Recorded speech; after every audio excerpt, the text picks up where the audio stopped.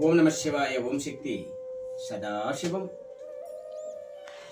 మందుకు బాంఛానై కొన్ని వందల కుటుంబాలు ఈరోజు ఇబ్బంది పడుతున్నాయి.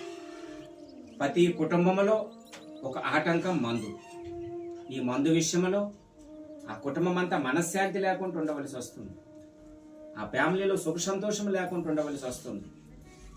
ఉండే ఆస్తులు, ఉండే పొలాలు, ఉండే స్థలాలు, ఉండే బంగారాలు ఎన్నో అమ్మి నడి రోడ్లో పడవలసి వస్తుంది. అనాథులుగా మిగలవలసి వస్తుంది.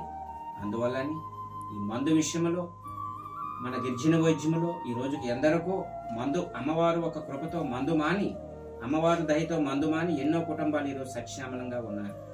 ఈరోజు తాను కూడా అమ్మవారు ఒక దీవెనలతో సుఖ సంతోషముగా ఉండాలని, ఆ దుర్బుద్ధి దురాలోచన పోవాలని ఈ రోజుతో అన్నిటికి అంగీకరించబట్టి మందులో ఒక పసర అనేది వేసాం, ముక్కులో ఒక పసర అనేది వేస్తాం. 3 రోజులకి పొడి మందు అనేది ఇవ్వడం జరుగుతుంది. నాయన మీరు ఎక్కడి నుంచి వచ్చారు? వైజాగ్. మీ పేరు? వైజాగ్ నుంచి అనిల్ కుమార్ అనే వ్యక్తి ఎన్నో వ్యక్తి? 372 వ్యక్తి. తనకి అనిల్ కుమార్ అనే వ్యక్తికి ఆ దుర్బుద్ధి దురాలోచన పోవాలని, ఈ అమ్మవారు ఒక దీవెనలతో ఆ కుటుంబం సుఖ సంతోషముగా ఉండాలని అనిల్ కుమార్ అనే వ్యక్తి ఈ అమ్మవారు సాక్షిగా ఈ రోజుతో ఈ మందు అనేది బంధు అని చెప్పడం జరిగింది. ఓం నమ శివాయ. ఓం శక్తి.